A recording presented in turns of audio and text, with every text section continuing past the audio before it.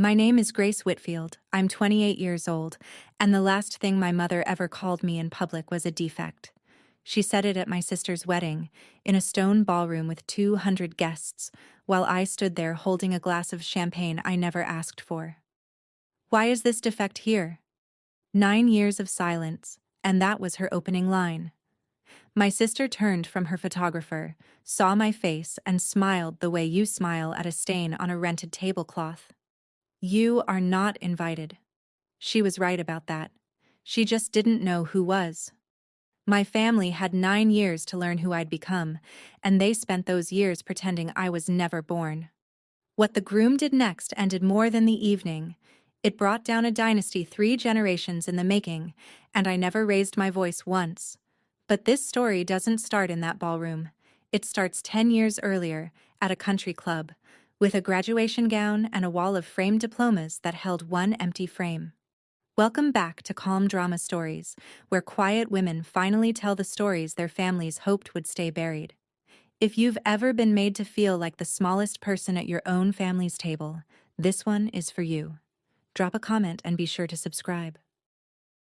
3 weeks before the wedding, a cream envelope arrived at our house, thick as a dinner menu. It was addressed to Dr. Daniel Whitfield and Mrs. Grace Whitfield, in calligraphy that cost more than my first month's rent at 19. Daniel's invitations usually mean hospital galas. I opened it with a butter knife, still thinking about payroll. Then I read the names. The Halston family requests the honor of your presence at the marriage of their son, Dr. Eric Halston, to Vivian Dixon. Vivian Dixon, my sister. I stood in my own kitchen and read her name 4 times, as if the letters might rearrange themselves into a stranger. The tile was cold under my feet. The refrigerator hummed. Somewhere in another city, my family was planning a wedding, and an invitation with my married name on it had sailed straight through their defenses like a bird through an open window. Daniel came in, read it over my shoulder, and set his coffee down very carefully.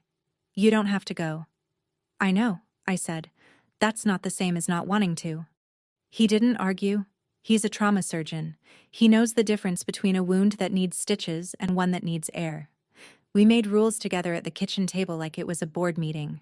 We would attend the ceremony, sit in the back, congratulate the groom, and leave before the family noticed the temperature drop. I even chose a navy dress, quiet as wallpaper. I thought I was walking in as a stranger with good manners.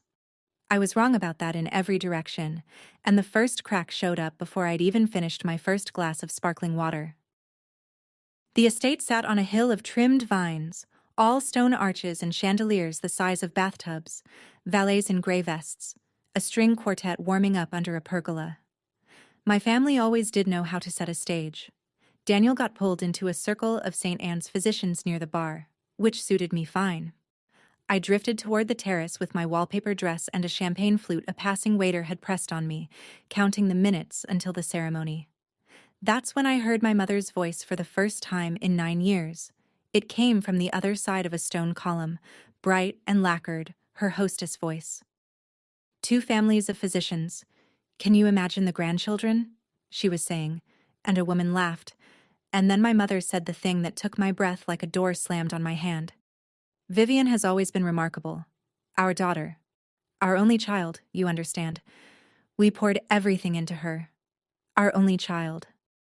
I stood very still behind that column, the way you do when a wasp lands on your arm.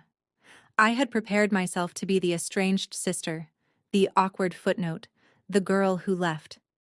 I had not prepared to be erased. Erasure is tidier than hatred. It doesn't leave a body. Just a blank space where a person used to stand. Somewhere in that crowd my father was wearing a good suit and agreeing with everything. I looked down and realized the champagne in my glass was trembling, and I made my hand stop, because I had learned a long time ago that in front of these people, you never tremble.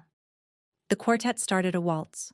Behind me, coming closer through the crowd, was the voice that taught me that lesson. To explain what happened next, I have to show you the hallway I grew up in. In my parents' house, there is a wall, and on that wall hang 11 frames.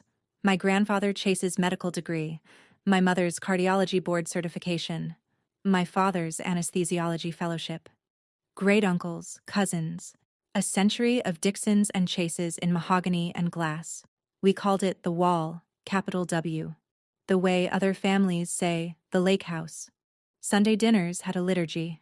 My mother would ask each of us what we had achieved that week, and the answers were graded like labs.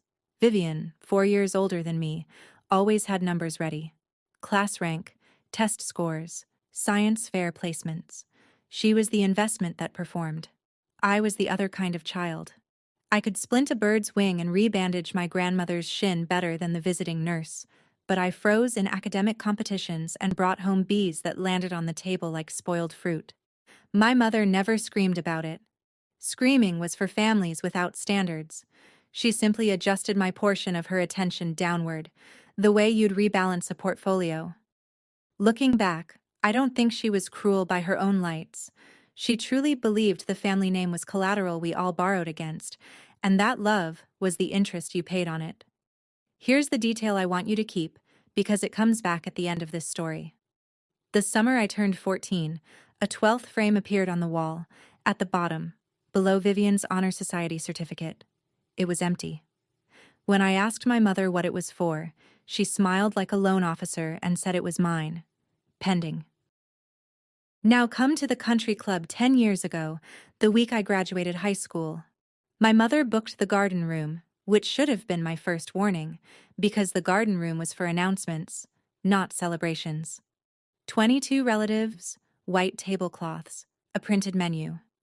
I wore a yellow dress I'd bought with my own money from the pharmacy job, and I remember feeling almost pretty until my aunt looked at me too long and said, "Well, aren't you brave with color?"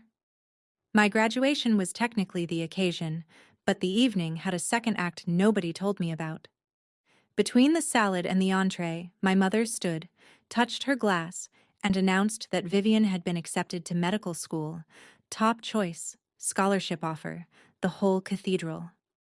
The room rose like it had been rehearsed. My father proposed a toast to the next Dr. Dixon.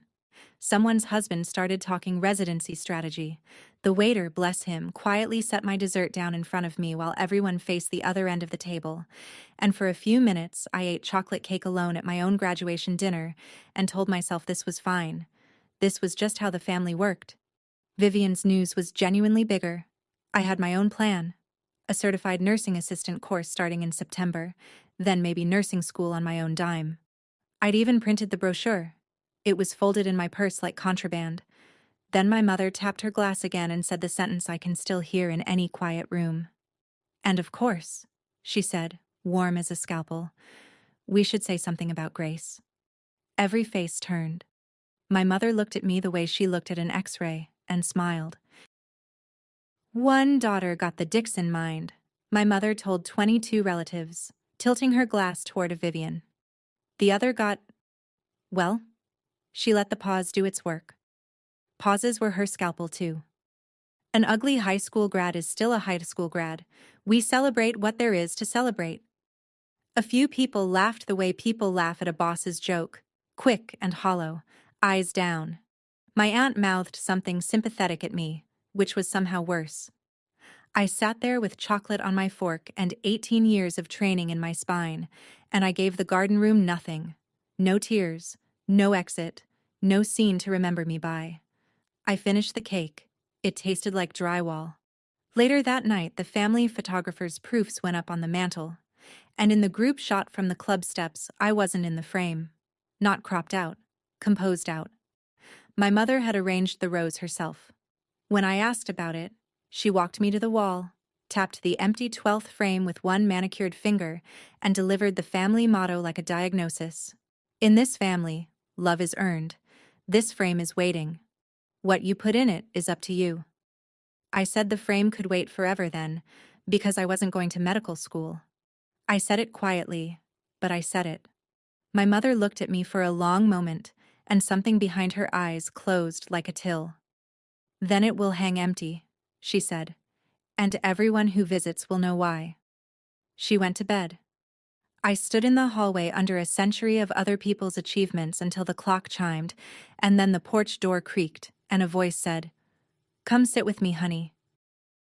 My grandmother Ruth was sitting on the porch swing in her cardigan, 2 glasses of iced tea already poured, because she always knew. She was my mother's mother, which surprises people. It surprised me too, once I was old enough to do the math on how a woman that warm produced a woman that cold. Ruth had been a nurse for 40 years. Night shifts, wound care, the unglamorous end of medicine, while her husband, the great Dr. Chase, collected the frames that started the wall. "Heard the toast, did you?" she said. It wasn't a question. I sat down, and the swing took my weight like it had been doing since I was 6. Then she did something she'd never done. She unbuckled the old steel watch from her wrist. The nurse's watch. The one with the sweep second hand she'd timed 1,000 pulses by. And she buckled it onto mine. It was still warm. 40 years I wore that, she said. It has seen more people through the worst night of their lives than everyone at that dinner combined. And this watch never once asked anyone their class rank.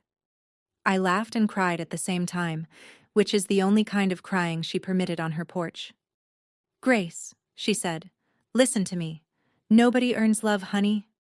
She stopped there, patted my hand, and looked out at the yard like the rest of the sentence lived somewhere in the dark.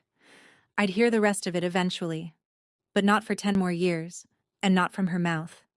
10 months after that porch swing, the watch was the only thing I owned that my family couldn't repossess, because 10 months later, they threw me out. The college fund came first. $80,000, built since my christening, meant for whichever school would have me. That spring my father sat me down with a folder and explained, in his mild anesthesiologist voice, that the fund had been reallocated to Vivian's medical education. "An investment goes where the return is," my mother added from the doorway, not unkindly, the way you'd read a weather report. I want to be fair here. I saw the storm coming and I did prepare. I was 19. I had opened my own bank account the week after graduation, taken my documents out of my mother's filing cabinet, finished my CNA certification at night, and picked up shifts at a home care agency wiping down walkers and helping strangers shower with dignity. I loved it, which was the unforgivable part. My mother could have survived a daughter who failed toward medicine. She could not survive one who succeeded toward the help. The ultimatum came on a Tuesday in April, at the bottom of the stairs, with my father studying his shoes. Quit the agency, retake the entrance exams, resume the family trajectory, or leave the family home. She used those words. Family trajectory, like we were a spacecraft. I remember being calm. I had rehearsed for this without admitting it. I packed in 40 minutes, clothes in 2 trash bags, my certification folder, Ruth's watch on my wrist. Nobody helped and nobody stopped me. At the front door, my mother said, "You're choosing to be nobody." And I said, "I'm choosing to be somebody you don't get to grade." And I carried my trash bags down the walk like luggage. The porch light went off before I reached the sidewalk. 9 years later, my mother would stand in a stone hallway and offer me that door back on one condition. But first, she had to call me a defect in front of 200 people. Which brings us back to the ballroom, the champagne I never asked for, and my mother's opening line. "Why is this defect here?" She said it low, the way surgeons swear. Precise, contained, meant only for the sterile field. Up close she looked expensive and tired. 9 years had silvered her hair and sharpened everything else. Vivian arrived a second later in a cloud of tulle and panic, bouquet gripped like a weapon. "You are not invited," she hissed. "Whatever this is, whatever you want, you will not do this today." I said congratulations. I meant it, mostly, which annoyed her more than anything else I could have engineered. Guests were beginning to angle toward us the way iron filings find a magnet, and my mother felt it before I did. She was always exquisitely tuned to an audience. Her face reorganized itself into hostess warmth. "We'll speak somewhere quieter," she announced, for the benefit of a passing couple, and gestured toward a side room as if she were offering me a tour. The wedding coordinator materialized, sensing weather. Vivian peeled away toward her photographer with one last look that promised consequences, and I went along to the side room, calm as a Sunday, because here is what my family did not understand yet.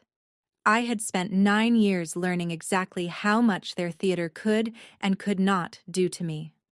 They thought they were removing a problem before the Halstons noticed. In fact, they were marching me across a ballroom that held my husband, my work, and one person who knew precisely who I was. And every step they made me take was a step toward the moment the whole stage came down. The side room smelled like lilies and floor wax. My father was already there, which told me the play had been cast before the curtain. Raymond Dixon, 61 years old, a man who had spent 4 decades putting people to sleep and 1 decade doing it to himself. For 9 years I had told myself a small bedtime story about my father, that he was the gentle one, the hostage, that somewhere under the good suit he had missed me. He looked at me now. First time since the trash bags, and here is the whole of what he said. Use the kitchen door. There's a service corridor behind the kitchen. Don't make your mother repeat herself. Not, how are you? Not, you look well. Not even my name. I waited for the rest, the flicker, the folded $20 bill of affection he might slip me when she wasn't looking. Nothing came. And I finally understood something it had taken me 9 years and 1 sentence to learn. His silence had never been a hostage's silence. It was a shareholder's. He had voted with her at every meeting. He'd simply let her read the minutes. Something in my chest that had been propped open since I was 19 quietly shut, and it didn't even hurt the way I'd budgeted for. No, I said. He blinked. No? As if the word were new to him, and in that house, maybe it was. I came through this family's front door once already with everything I owned in trash bags, I said. I will never again leave anywhere through the back. My phone buzzed against my hip. A text from Daniel, 3 rooms away, oblivious and about to be extremely relevant. Eric's asking where you went. He wants to introduce you to his mother. The groom can wait a moment, because the 9 years come first, and the 9 years started with night shifts. My first client after they threw me out was a retired machinist named Mr. Alger, 84, hands like tree roots, a man who had rebuilt engines his whole life and now couldn't manage a shirt button. The agency paid me $11 an hour to be his hands. I learned to shave a face that flinched, to time medications by Ruth's watch, to listen to the same war story with fresh attention because for him, it was fresh every night. My family called this work wiping strangers. Here's what it actually was. I held a man's dignity in my 2 hands for 8 hours a night, and I never once dropped it. Try that with a scalpel. I slept in a studio apartment above a laundromat and kept a spiral notebook of everything the agency did wrong: missed handoffs, double-booked aides, families left waiting by a phone that rang out. Not out of spite. Out of the same instinct that made me rebandage my grandmother's shin as a kid. When care is done badly, my hands itch. I learned more about dignity from a man who couldn't button his shirt than from 3 generations of framed diplomas, and I learned something else too. Something the wall never taught anyone. The medical world my family ruled from operating rooms actually runs at the street level, on people like me. Hospitals can't discharge without us. Doctors' own mothers need us. It is a whole economy of showing up. I was 19, then 20, then 22, saving every spare dollar in a coffee can like a depression grandmother. And then, the fall I turned 23, my actual grandmother's phone went silent. Ruth had a stroke on a Thursday in October, the fall I was 23. I found out 2 days late, from her neighbor, because no one in my family called me. By then she was in a hospice with visiting hours and a visitor list, and the list was managed by her medical power of attorney, my mother. I did everything a person can lawfully do. I called the front desk daily. I sent my name in writing. I drove 2.5 hours on my day off and stood at the reception counter in my scrubs while a kind woman with terrible news in her eyes checked a clipboard and said, "Immediate family only, and I'm sorry, but you're not on the list." I was her granddaughter.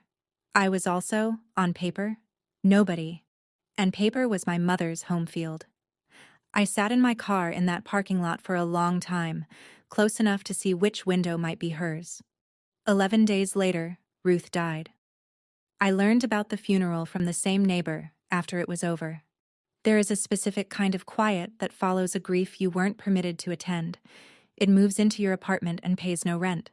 But Ruth, being Ruth, had gotten one thing past the clipboard. A week before the stroke, she had left me a voicemail, 41 seconds long. I know it's 41 seconds because the screen says so, not because I'd ever heard it end. I pressed play the night I learned she was gone, got 12 seconds in. Gracie, it's your grandmother. Don't you dare delete this.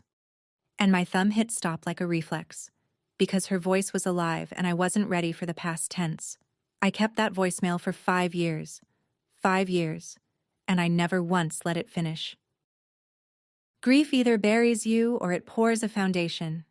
6 months after we lost Ruth, I took $12,000 out of the coffee can and the credit union, rented a 2-room office that shared a wall with a dance studio, and started my own home care agency. I named it Brightwater, for no family reason at all. I just wanted a name that sounded like the opposite of a hallway full of frames. My hiring policy was 1 sentence long: hire the ones who show up. I took the notebook of everything my old agency did wrong and turned every line into a rule. Aides got real wages and backup coverage. Families got a call back within the hour. Every hour I was awake. My first contract was a small one. A hospital discharge planner who was desperate on a Friday afternoon and out of options, which is the only way anyone gives a 23-year-old a chance. We didn't lose a client for 2 years. Word travels fast in the showing up economy. 5 years later, Brightwater had 340 caregivers across 3 states, and I had a title I still can't say without hearing my own younger self laugh: founder and president. If you're watching this while you build something of your own in a 2-room office somewhere, while everyone who shares your last name calls it a phase, I want you to pause and hear me say it plainly. The people who wouldn't give you a seat are not the audience you're building for. Subscribe if you want the rest of this story, because the next phone call changed my name. One Tuesday, a hospital called about a patient nobody else would take, and the doctor on the line had a voice I'd end up hearing every morning for the rest of my life. Back at the estate, I didn't go to the kitchen door and I didn't go back to the ballroom. Not yet. I found the rock garden behind the terrace where the caterer's clatter faded into hedges, and I sat on a cold stone bench in my navy dress with my phone in my hand. You already know what file I opened. Grandma Ruth. 41 seconds. Saved through 5 phone upgrades, backed up in 3 places, listened to 100 times and finished exactly never. I pressed play. Gracie, it's your grandmother, don't you dare delete this. Her voice, papery and amused, the porch swing practically audible behind it. 12 seconds in, right on schedule. And I need you to hear this, honey, because nobody ever told your mother. Stop. My thumb. That coward. That loyal bodyguard. I sat there with my pulse ticking against Ruth's watch and her sentence cut off in the middle, the way it had been cut off for 5 years, and I asked myself what I was actually doing at this wedding. I could dodge the family, slip out after cake, keep the peace at a party I had every legal right to attend. Or I could sit where my name card said I sat, in a room they'd built on my erasure, and let whatever was true be true in public. Ruth went through that family's front door her whole life in a nurse's cardigan, and she never once apologized for the uniform. I put the phone away. I clasped the watch tighter. Then I stood up, smoothed the wallpaper dress, and walked back toward the music, toward the ceremony, the seating chart, and the 41 seconds I still owed my grandmother. Whatever her sentence ended with, I was done hearing it from behind a column. Now, the Tuesday phone call. 4 years ago, St. Anne's Regional had a patient no agency would touch, a retired teacher with a spine injury, a complicated house, and a family lawyer on speed dial. The surgeon himself got on the line, which never happens, and asked if Brightwater was as good as its reputation or just newer than everyone else's. I said, both. And he laughed once, like a door unsticking, and said, come prove it. He was expecting a sales rep with a folder. What walked in was a founder with rolled-up sleeves who had personally done every job on the care plan. Dr. Daniel Whitfield, 32 at the time, the hospital's senior trauma surgeon, a man who wore authority the way Ruth wore her cardigan, without needing anyone to notice. We argued for 20 minutes about discharge protocols, and I won twice. He noticed the nurse's watch and asked whose it had been. Nobody in 8 years had asked that. Coffee from the vending machine turned into coffee from an actual cafe, which turned into 2 years of the calmest thing that had ever happened to me. He knew all of it before he proposed. The wall, the trash bags, the funeral I found out about late. He heard the whole inventory and said the sentence that closed the deal. You built a family business. The family part just came later, and it's me. We married in his mother's backyard when I was 26. 30 guests, a barbecue, Mr. Alger's granddaughter playing the fiddle. I took his name gladly. Dixon had only ever been a debt. But 2 weeks before that backyard wedding, I did one last old-fashioned thing.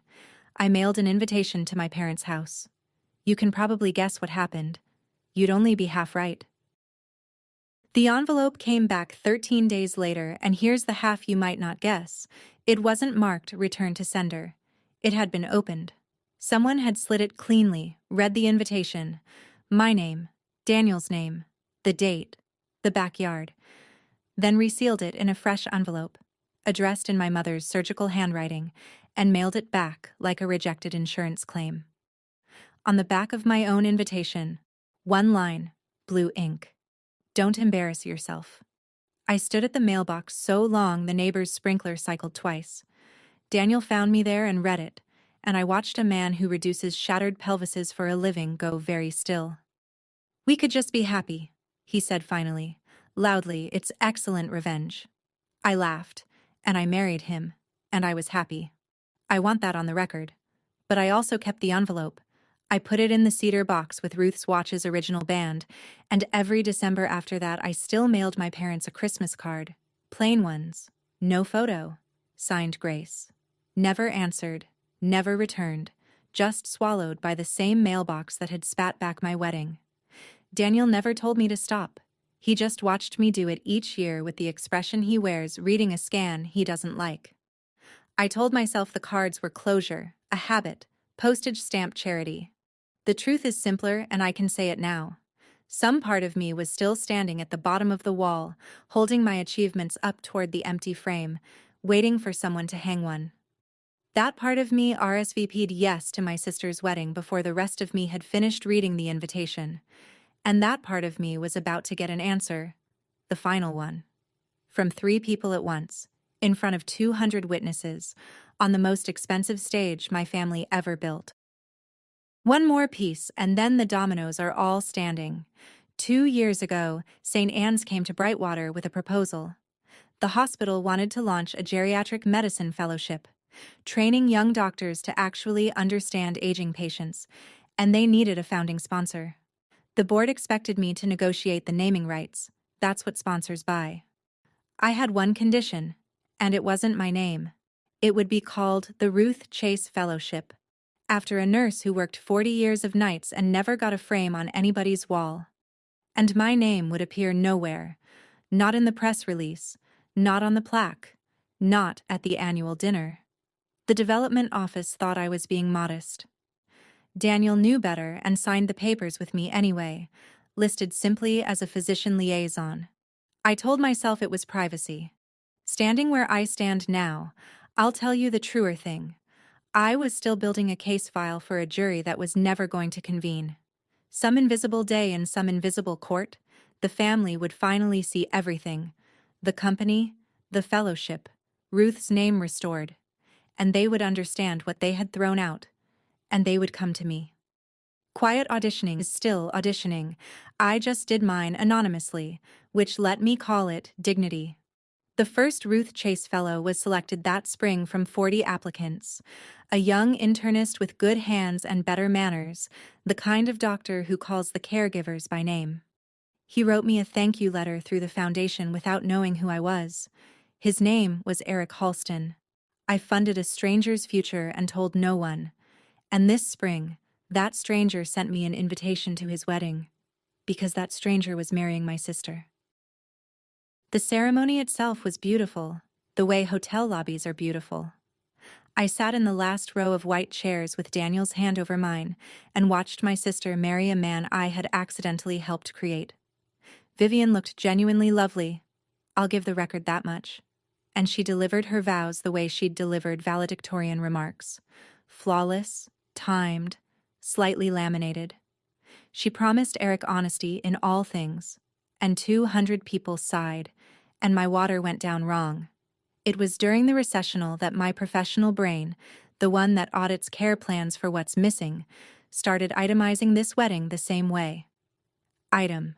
The bride was supposedly a dermatologist about to open her own practice, yet in a garden full of physicians, not one guest on her side was introduced as her colleague. Item. Her practice had a grand opening this fall, per my eavesdropping, yet no one could name the neighborhood. Item. My mother steered every conversation about Vivian's career backward, into her residency years, the way you'd steer guests away from a room with water damage. Item. Whenever anyone asked Vivian a direct medical question, and doctors at weddings ask constantly, my mother materialized like security and answered for her. Charmingly. Every time. Any one of those is nothing.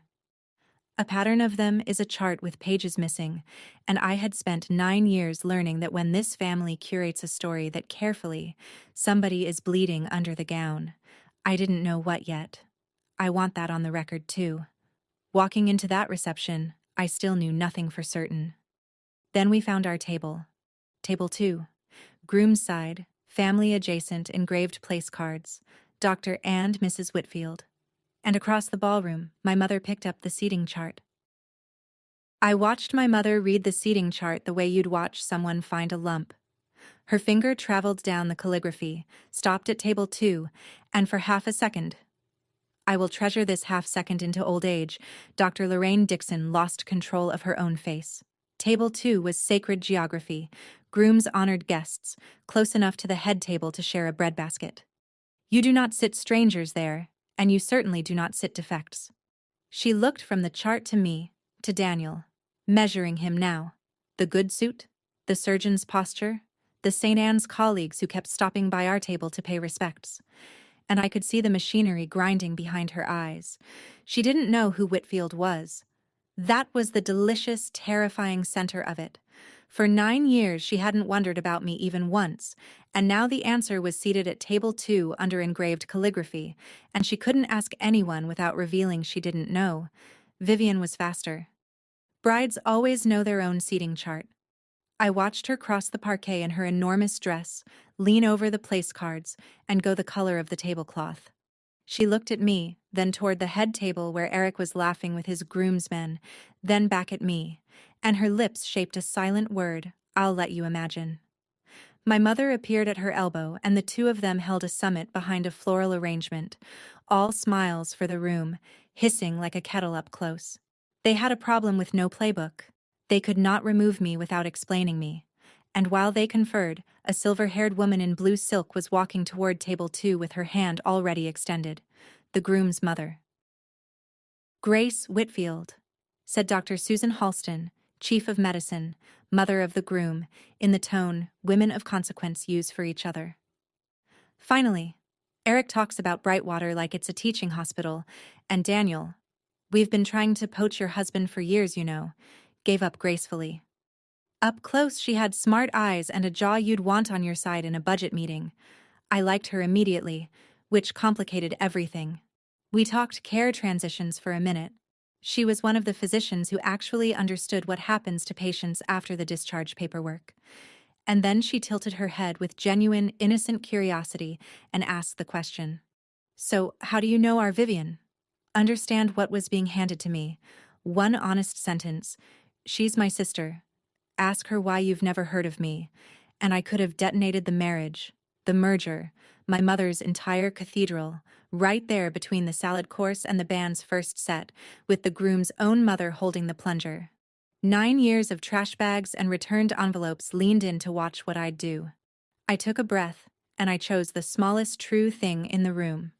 We grew up in the same town, I said. Small world, said Susan Halston, pleasantly. But she was a diagnostician at the top of her field, and I watched one eyebrow file something away. The pause before my answer, maybe, or the way the bride's mother across the room was watching us like an air traffic controller with two planes converging. She patted my arm and moved on to charm the next table.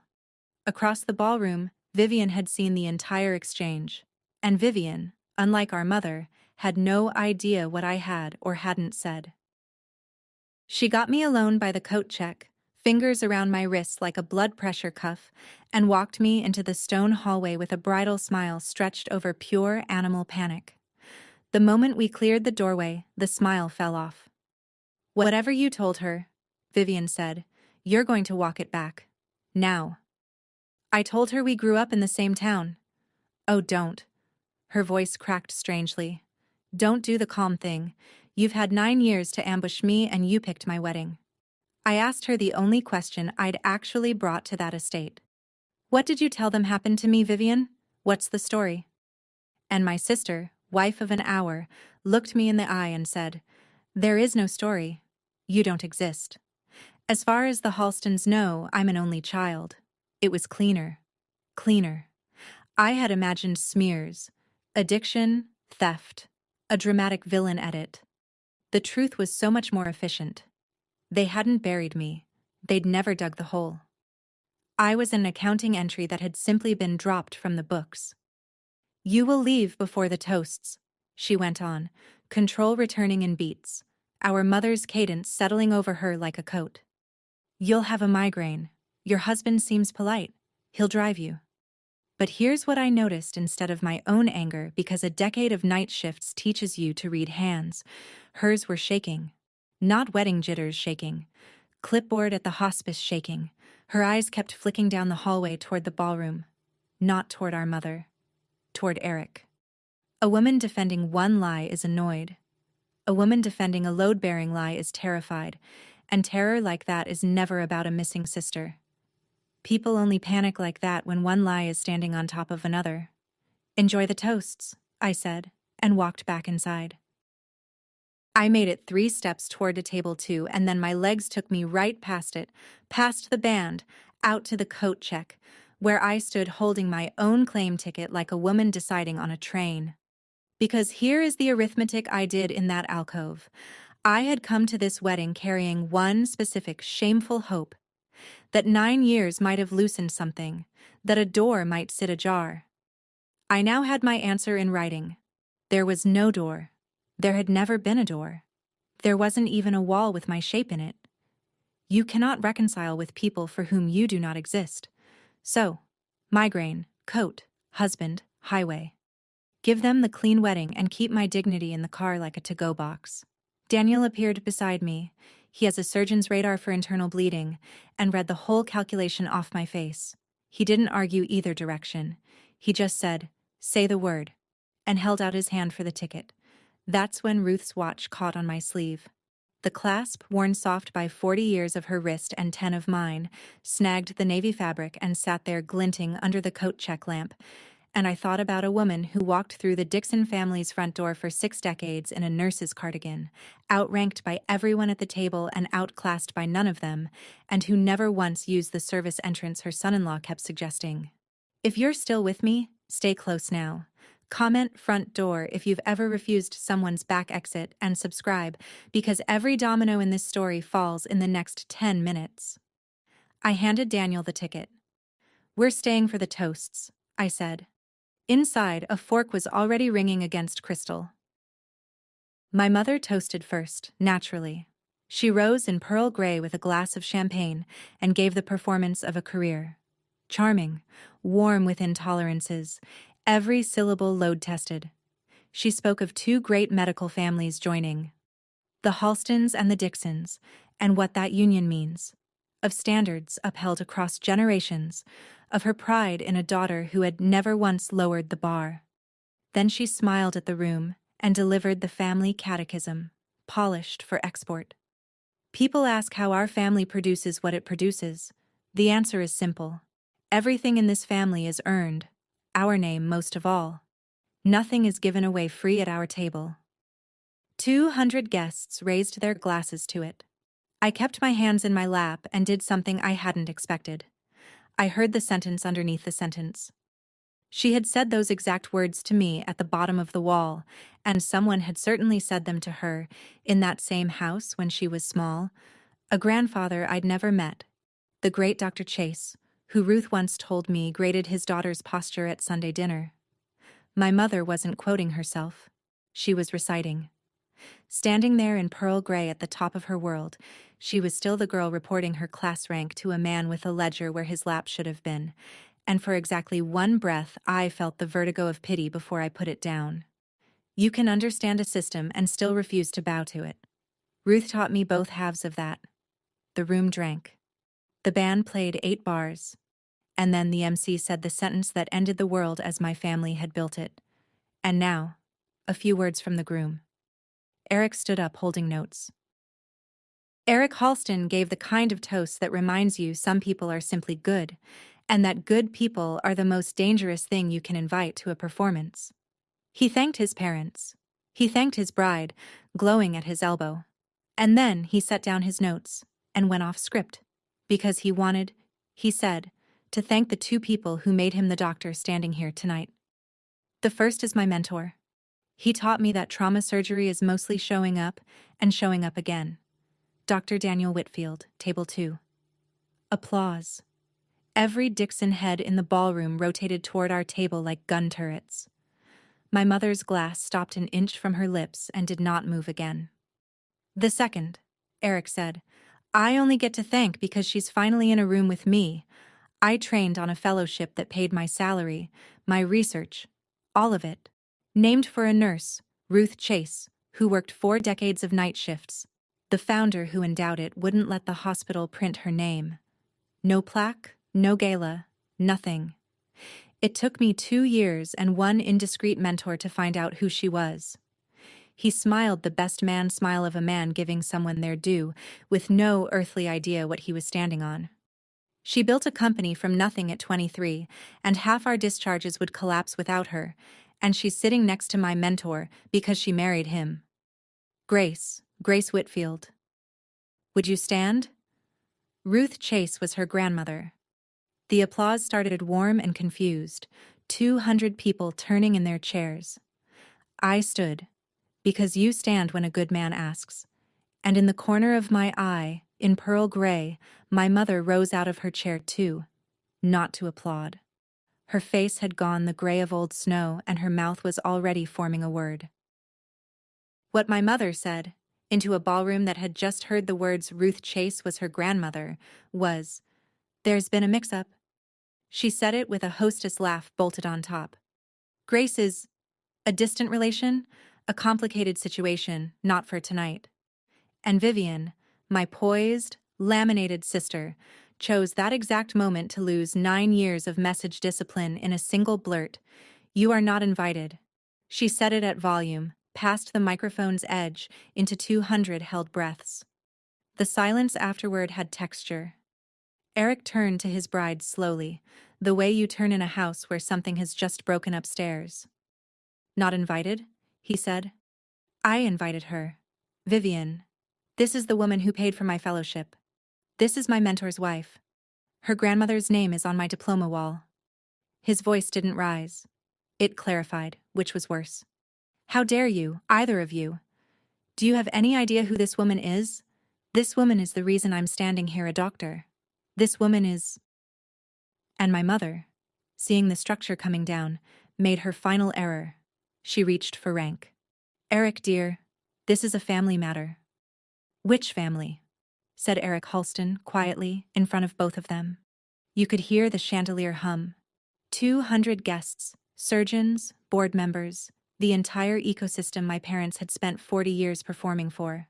Looked from the bride, to her mother, to the woman at table 2 they had been told, in 100 small curated ways all evening, did not exist. I hadn't said a word since congratulations. I stood there with my hand resting on Ruth's watch and let the arithmetic happen on other people's faces. It was Susan Halston who finished it. She rose from the head table without hurry, blue silk and 40 years of chairing difficult meetings, and looked at my sister with the stillness of a diagnosis arriving. "Vivian," she said, "you told us you were an only child." Nobody answered her. That was the answer. Vivian stood in her enormous dress with her bouquet hand empty, opening and closing her mouth, and my mother performed the last maneuver in the playbook, the pivot to intimacy. She crossed to me through the frozen tables, took my forearm with both hands like we did this all the time, and said, at a volume calibrated to reach exactly the first 3 rows, "Grace, darling, we'll discuss family matters privately. This is a wedding. Darling, 9 years, a returned invitation, a hospice clipboard with my name missing, and I had graduated to darling in under a minute, because now there were witnesses worth performing for." And looking at her, this brilliant, exhausted woman gripping my arm like a railing, I felt the strangest thing rise in me. Not rage, recognition. She still believed the story could be managed. She had no idea the manuscript had left the building. So I smiled at my mother, the way you smile at someone talking loudly on a train about a stop they've already missed, and I said it, gently, once, loud enough for only the first 3 rows, and the microphone she'd forgotten was live behind her. "You have no idea, do you?" She blinked. "About what?" "About anything after April," I said, and lifted her hands off my arm the way I used to lift Mr. Alger's, firmly, kindly, without negotiation. I did not list my company. I did not say the word president, or mention 340 employees, or explain the fellowship. The resume was the one weapon I had sworn never to reach for in front of them, because the moment I argued my worth, I was back at the bottom of the wall holding papers up at an empty frame. Instead, I turned to Susan Halston and said, "Excuse me for a moment. This dress needs some air." And I walked toward the terrace doors with my spine perfectly straight, and my mother followed me. She caught me in the stone corridor between the ballroom and the terrace, where the band's waltz came through the wall like weather. And here my mother did the only genuinely surprising thing she'd done in 9 years. She dropped the performance. No audience, no hostess lacquer. Just a 58-year-old woman in pearl gray, with her back to a limestone wall, breathing like the air had gotten expensive. "All right," she said. "Here is what happens now. You come back inside. You tell the Halstons we've always been close, quiet, private, but close. The fellowship was a family project. We'll say your father advised. And then, you come home, Grace. Thanksgiving, Christmas, Sunday dinners, all of it. The frame." Her voice caught on it, actually caught. "The frame gets filled. You've finally earned your place." There it was, the door. Not ajar. Thrown wide with everything I had wanted at 19 arranged inside it like a table set for one. All I had to do was carry one lie across the threshold, and lying was the family business. They'd trained me for it my whole childhood. I'd simply refused the apprenticeship.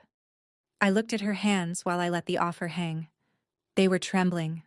The fine, relentless tremor she'd hidden under crossed arms all evening, the tremor that had ended her surgical career years ago, a failure she'd outrun by becoming the family's judge instead of its performer. She saw me see it, and something old cracked open for exactly one sentence. "My father made me recite my class rank at that table every Sunday until I left for college," she said, flat, like coordinates.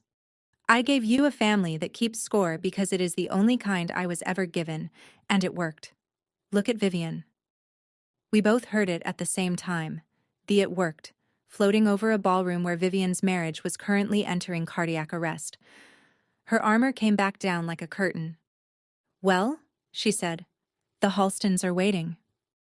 I looked down at Ruth's watch. 41 seconds of unfinished sentence sitting in my clutch beside it, and I smiled. I walked back into that ballroom ahead of my mother, and I know exactly what she believed my posture meant, because she straightened her own and followed me in like a producer trailing her star. The room had not moved on. Rooms don't, when the bride's family is on fire. They just eat cake quieter. Susan Halston stood near the head table with Eric, and when I approached, the last conversations died out politely, and she asked me the question straight. physician to physician, in front of both families and God and the wedding videographer. Grace, before anything else is said tonight, is it true? Were you part of this family?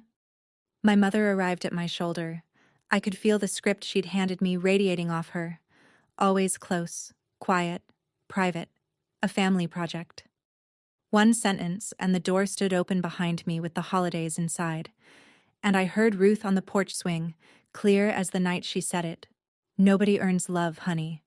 And I finally understood the assignment of my whole adult life, not to win the argument, to leave the courtroom. Here is everything I'll say at a wedding, I said to Susan, but really to all 200 of them. I was born a Dixon. When I was 19, I was told that in that family, love is earned, and I stopped earning.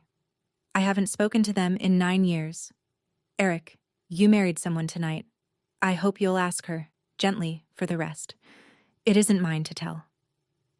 That last line cost me more than anything else in this story, because I had the rest. I'd read Vivian's shaking hands in the hallway.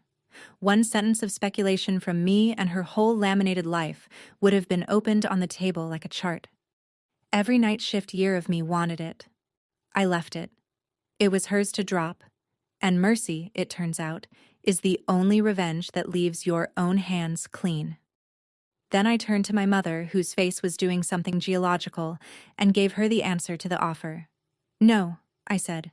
The frame stays empty. I built my own wall. I took Daniel's arm, nodded to Eric, thanked Susan Halston for a beautiful ceremony, and walked out of my sister's wedding through the front doors, at the exact center of the aisle. At the speed of a woman with nowhere left, she needed to be admitted. Behind us, just before the doors closed, I heard a single champagne glass hit the parquet. We didn't drive off dramatically. The valet line was 7 cars deep, and dynasties fall on a schedule of their own. So we walked out past the lit fountain to the far end of the terrace, and stood in the cold spring dark with the party glowing gold behind the glass, and my hands started shaking.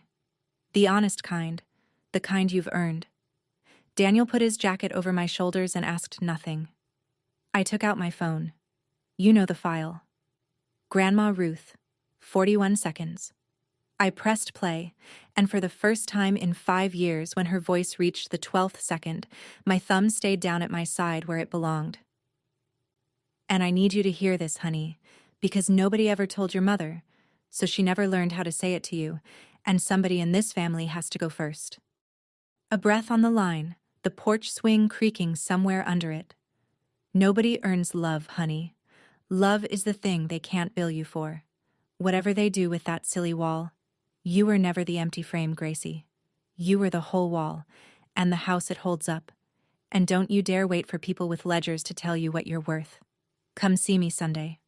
Bring nothing. Click. 41 seconds. 5 years to walk 12 seconds. I cried then. The only time in this whole story, so let the record show it happened on a terrace, in my husband's jacket, with my grandmother's watch ticking against my wrist like a second heart. Not for the family I'd lost. You can't lose what was never issued to you. For the woman who'd gone first, and for the 19-year-old at the mailbox who could have used those 41 seconds a little sooner. When it was done, I did one small housekeeping thing. I opened my drafts folder, found the Christmas card list with my parents' address sitting at the top where it had sat for 9 Decembers, and deleted the entry. Then we went home. The dynasty spent the next 6 weeks collapsing without any help from me. Here's what the collapse looked like from a respectful distance. The Halstons did what careful families do after a wedding with a surprise sister in it. They went back and checked the chart. The dermatology practice with the fall grand opening had no lease, no license on file, no fall. Vivian's residency, it turned out, had ended halfway through her 2nd year. Not paused, ended. And the years since had been a med spa job wrapped in our mother's narration. She had a diploma. She did not have the life printed on the wedding program. Eric filed for annulment 6 weeks after the cake. I'm told he did it kindly, which sounds like him, and that he kept the Ruth Chase name on his email signature, which undid me a little. My mother resigned her chairmanship of the hospital gala committee that fall, citing family obligations, the sentence doing more work than any sentence should. Nobody fired her. Nobody needed to. Her currency had simply been devalued in every room that mattered to her, and she had built her entire life in those rooms. That was the whole punishment, and it was total. My father sent me an email in November. One line, no subject. Your grandmother would have been proud. I read it maybe 30 times. I never answered it, and both of those facts are true at once, and I've stopped needing them to fight. And the wall still hangs, 11 frames and one empty, in a hallway 2.5 hours from my kitchen. Nobody took it down. Systems like that don't come down. They just lose jurisdiction. One escaped person at a time. It no longer reaches me. That's not the same as gone, and I've made my peace with the difference. 6 months later, on an ordinary Sunday, I looked down my own dinner table and took inventory the way Ruth used to count pulses. Unhurried, thorough, grateful. Daniel at the far end, arguing playoff brackets with Mr. Alger's granddaughter. 3 of my original caregivers, the ones who showed up before Brightwater could afford to pay them what they were worth. My first client's widow, who brings a pie nobody asks her to bring and everybody finishes. And Eric Halston, still a Ruth Chase fellow, still family somehow, the one thing I salvaged from that wedding without meaning to. Telling a story, with his fork in the air. On the wall of our dining room there are 11 frames too. I counted them one night and laughed until Daniel came to check on me. Ours hold a fiddle recital, a fishing boat, a coffee can, 2 wedding photos from a backyard, and a nurse in her cardigan on a porch swing, mid-sentence, saying something the camera couldn't keep. Not one certificate. The watch was on my wrist, where it stays. The voicemail is still on my phone, and these days I can play it all the way through while the potatoes boil. If a family ever made you audition for a seat at their table, hear this. Love that has to be earned was never love. It was a job with no wages, and you are allowed to quit a job, and the table you build afterward will hold every person your old chairs never fit. That's my story. 1 empty frame, 1 nurse's watch, and a voicemail that took me 5 years to finish. If someone has ever made you feel like you had to earn your place at their table, take this as your sign to start building your own. Share this video with someone who needs that permission today. Drop a comment telling me about your table, hit subscribe, and I'll see you in the next one.